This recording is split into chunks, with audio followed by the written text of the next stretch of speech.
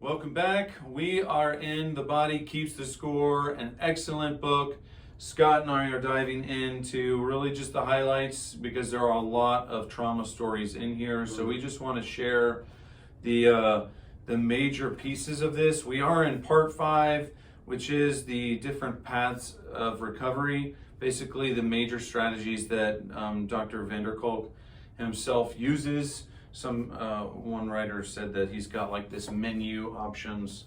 But the chapter 14, which we are talking about today, as well as chapter 15, this is really about language and how language is used to make the incomprehensible, like trauma and crisis, comprehensible, meaning less chaotic and more manageable for your brain to capture and integrate into your story more fully and in a way that helps you move past. So I just want to share some highlights from chapter 14, which is called Language, Miracle, and Tyranny. And one of the first highlights I had down was traumatic events are almost impossible to put into words. Mm-hmm. So it's the idea that you have a memory, you're feeling it in your body, somewhere, but getting it out verbally can be challenging or even feel impossible. Right. And the next one that he talks about is that he said they often deal with mutism in their sessions. Mutism meaning people who are just literally stuck. They cannot form words that describe what happens to them. Now, of course, it's often physical abuse or sexual abuse, but it's other things too that kind of basically events that scrambled the brain. And he does say silence equals death, meaning silence about trauma leads to death, the death of the soul. Like if you never talk about it, or if you're never getting to the point where your brain's trying to capture this as a fully formed memory, then it's going to really damage your soul, actually.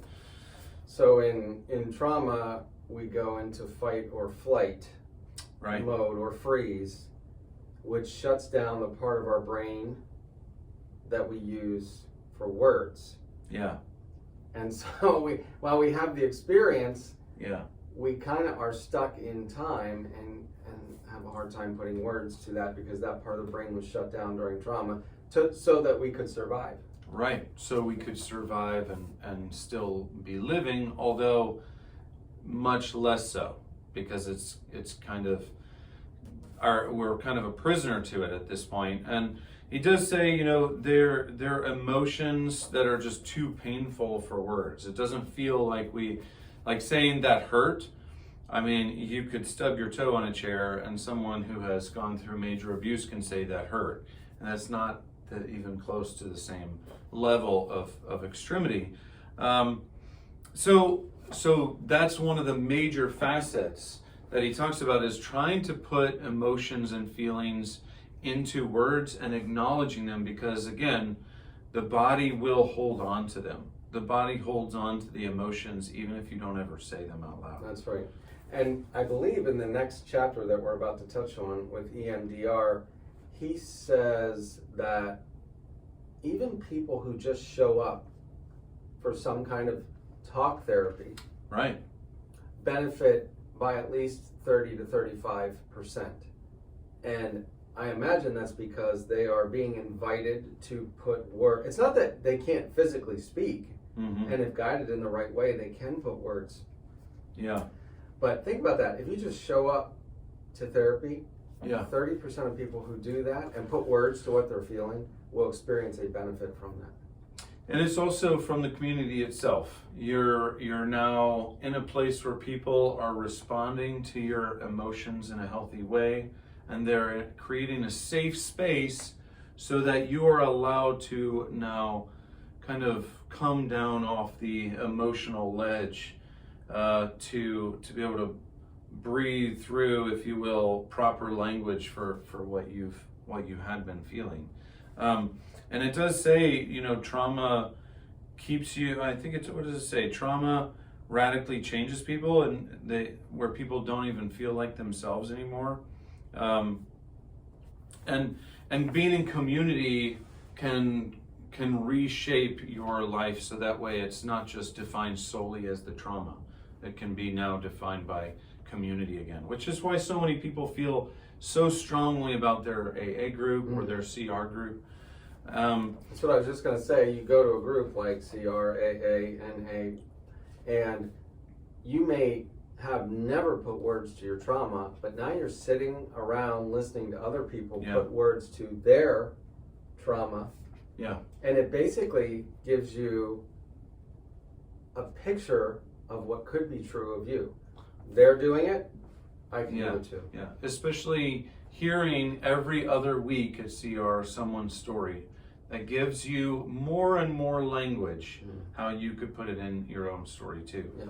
So some of the strategies is saying things out loud to someone, maybe your sponsor, but maybe a story in your group. But also just saying things to yourself. So they do say that writing to yourself can be a super powerful tool. Journaling does put words, of course, even though you're writing it out, is still a powerful way to expose what's happening underneath the surface. You're forcing yourself to put feelings into language. Yeah. And that in and of itself is very powerful. Yeah. And he does say, the amount of energy we put into either repressing the emotional energy or the emotional conflict within is exceedingly great. It takes a lot of energy to hide the emotion, takes a lot of energy to keep them at bay. And he says, putting it in language helps them kind of flow, as it were, in the proper fashion. That's right. So that it's not just dammed up inside of you and it's building that's gonna break one day. That's right. Yep. So that's why community is such a big part of recovery. People generally don't recover in isolation. Yeah. Because it is powerful to make sure that what is being stored up in your body keeping the score from conflict, whether it's childhood or recent in adulthood, does need to flow in the journey of life. Absolutely. So that it's a part of it and not just that's the only thing that is defining your life right now. That's right. But we are going into chapter 15, which I found fascinating myself, and I'm going to let you get into it, but it is called Letting Go of the Past, and this is about EMDR. And if you hadn't heard of this, it was really fascinating. Chapter 15 was amazing. What is EMDR? Yeah, so I got this incomplete last time. Eye movement desensitization reprocessing. I think I got That's it right right. this time. You did. You got it right this time. Good job. Good job. So, I think you and I said before that neither of us are experts on it. We're both kind of just learning about it. I did have an experience with it, not personally, but from somebody I know. So quickly describe the setup of what EMDR is. So from my exposure to it, I'm aware a counselor could be sitting across from you and they could be tapping your knees, right, like this, which is, I'm not the expert, but stimulating both sides of your brain while you're telling your story, which allows you to understand your story from a different point of view. So apparently, whether it's holding two things that are vibrating in your hands, right, or tapping the knees, or somebody's moving their finger, or they're tapping your knees, we read that Bessel says, I guess we can call him by his first name. Yeah. Well, Dr. Bessel says that brain scans have shown that this kind of eye movement or this kind of tapping will stimulate the prefrontal cortex.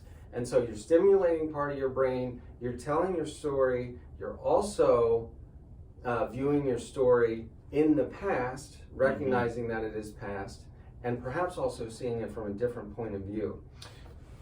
So last chapter, we just said trauma and conflict can be incomprehensible.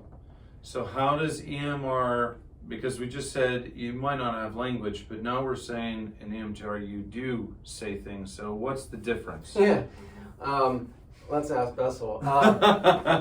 But part of it, he talks about the guy who, one of his first patients. Right. And I think this is fascinating that he tried this on, really wouldn't say much at all about his trauma, which irritated Bessel. It was like, why aren't you telling me what happened? But he still did.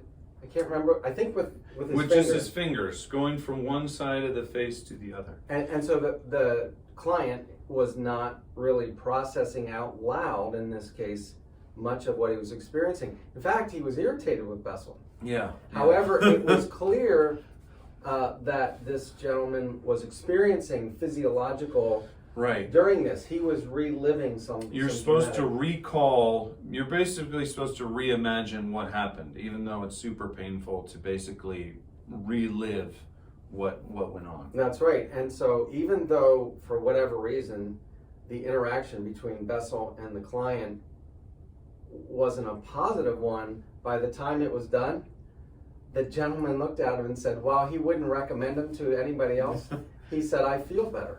Which is fascinating. In fact, so in that case, you didn't have the outward language, you just had the EMDR, and the gentleman walked away feeling better. So I think it's fair to say EMDR is activating parts of the brain that are stuck, disintegrated, in the words of Kurt Thompson. Yeah. And your eye movement, similar, by the way, we understand, as to what happens during REM sleep. Yeah.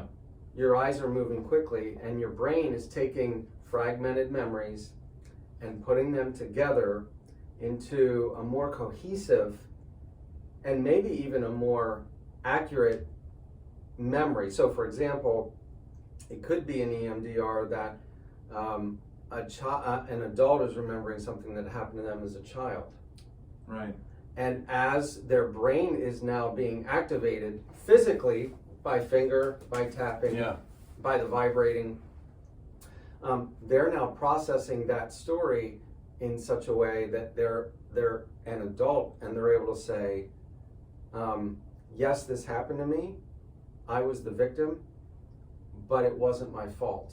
And something amazing, and so God created our brain, something amazing happens that they walk away and say, okay, now I have a different perspective and it's over. Right. I'm going to just reword what you just said because it's a highlight in my book. But Dr. Bessel was fascinated with EMDR because he says it loosens up something in the mind, brain that gives people rapid access to loosely associated memories and images from their past. And this seems to help them put the traumatic experience into a larger context or perspective. People may be able to heal from trauma without talking about it, and enables them to observe their experiences in a new way without verbal give and take with another person. So we didn't necessarily talk about, but how maybe either some of the statistics or just stories that's related about PTSD in general. Well, I was thinking of the medicine statistic, which was amazing. Right. What was he comparing to? He was comparing Prozac to EMDR, and I think EMDR was definitely better, more effective. I can't remember. It absolutely was. In fact, it was 1 out of 4 people were completely cured after, I think it was 8 sessions of EMDR. So it's something like 2 to 3 months worth of sessions. Versus 1 out of 10 people for Prozac. Yes. However, the long-term effects, do you remember what was said about the long-term? Well, as soon as you stop the Prozac, it comes back. As soon as you stop the medication, everything comes up again. Yeah. Whereas the long-term effects for EMDR wasn't just amazing for the 1 out of 4, but up to 60% of the people who did those sessions eventually got to the point where they were completely cured. That's right. So 60% versus 1 out of 10 10%, who did see some success, but only if they stayed on medication. Yeah, and what I'm really seeing from this, as we look through all these modalities, these treatments, is there's no one size fits all. Right. And they all have their place, and sometimes multiple ones over a course of months could be helpful. Yeah. I mean, he does, again, say EMDR is just one of the things. And he says, during the first few sessions with people, he then kind of charts a course for the patient. So EMDR isn't necessary for everyone, but so sometimes it's language, sometimes it is EMDR, and then there's a few others that we will get into for sure. But it's amazing because EMDR has only been around the past few decades, actually. And Francine. Yes, the woman who first developed it by accident, a psychologist, so it wasn't just some...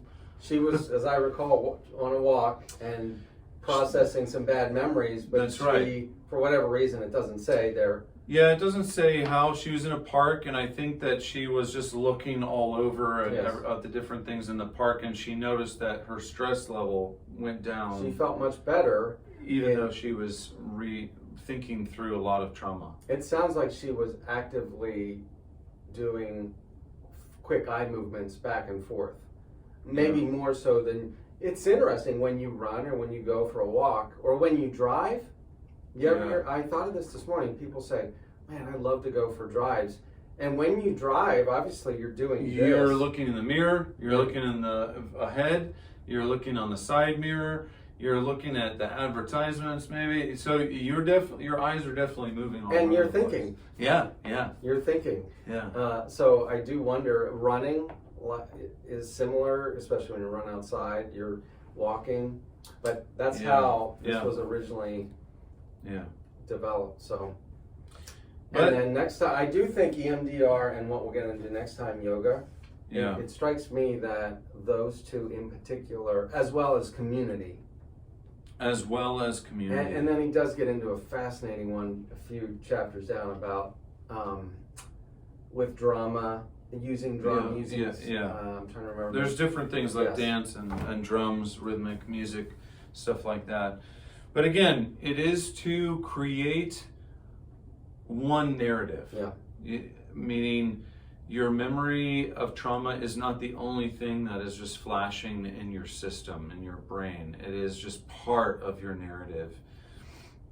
And ultimately, just we see that God really wants to do that for us by inviting us into his story. And it's just it's amazing the way that God made us, and it's amazing the way that we're beginning to learn these different methods to help people overcome trauma in the right way, because it definitely didn't used to be that way. And maybe we can end by saying, if you're just hearing this for the first time, you'll be like, what? And even Bessel said that psychology often has these quirky things that appear. A lot of experiments, he said. Yes. And so he felt that way, like, what is this? What are people talking about? Yeah. And he really didn't believe it until he saw it. But we do recognize that it may sound unusual. It may sound unusual, but at the same time, because of all the research done neurologically, it is making more sense to connect the different sides of the brain from front to back, from left to right. So it is starting to pull the pieces together, so it's not just something way out there that, who knows. And for me, I understand it to be leveraging what we do when we sleep. Right. Maybe that's a simplistic way to say it, but it's leveraging REM sleep, or imitating it in a sense. And we didn't talk about that, but apparently sleep is one of the most powerful ways that the brain copes with memories and being able to move on from memories. And a lot of PTSD, if not most of them, don't sleep well or don't enter enough REM. So it's kind of a circular wheel, unfortunately, for them. You need REM, but the PTSD keeps people from REM. So it's it's kind of this bad cycle. Absolutely. But of course, we are going to look forward to seeing you at Celebrate Recoveries. We are going to meet this coming Monday. Yes. At Christ Community Church, 7:00, and we will see you next time on the videos. If you're watching, there will probably be a break just because of the holidays, and it just is going up and down in terms of our schedules. But we will get back to the videos once Christmas is over, so we can dive in and finish up some of these methods of recovery. Yep. All right, and we'll see you then. See you then.